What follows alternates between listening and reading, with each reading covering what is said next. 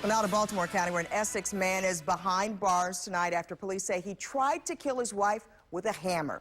And as ABC 2 News' Jeff Hager reports tonight, we've now learned the couple had been married for 50 years. Their personal problems I don't know nothing about.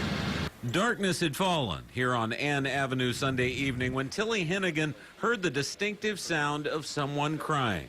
I heard crying, but I didn't know what was going on. I thought it was a baby crying somewhere. My next door neighbors have kids, so that's what I thought it was. Hennigan would learn later that it was the sound of her neighbor across the street, Young Ja Yi, sobbing after being struck in the head with a hammer.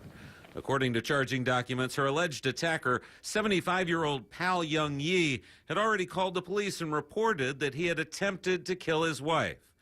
An officer spotted the husband standing in the middle of the road with bloodied hands as he arrived on the scene. He had the gentleman handcuffed, kneeling down on the road, and I offered my assistance. I'm a retired police officer, but it wasn't really needed. But the gentleman was very upset. He wasn't talking. He was just kind of like moaning and highly upset.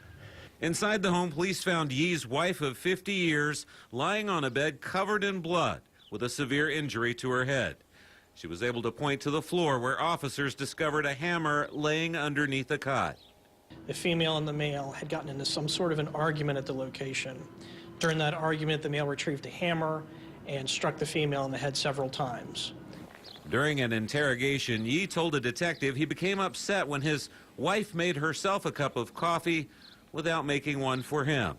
He claimed he had consumed several glasses of wine and wanted to kill her and himself. He then grabbed a hammer from the kitchen and struck her as she lied in bed reading her Bible.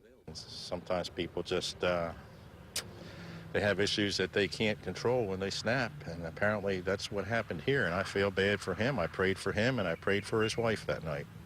In Baltimore County, Jeff Hager, ABC 2 News. Now, neighbors say the suspect had only recently moved back in with his wife after some domestic problems that had prompted him to move out. Tonight, he's being held with no bond. His wife is listed in serious condition at shock trauma.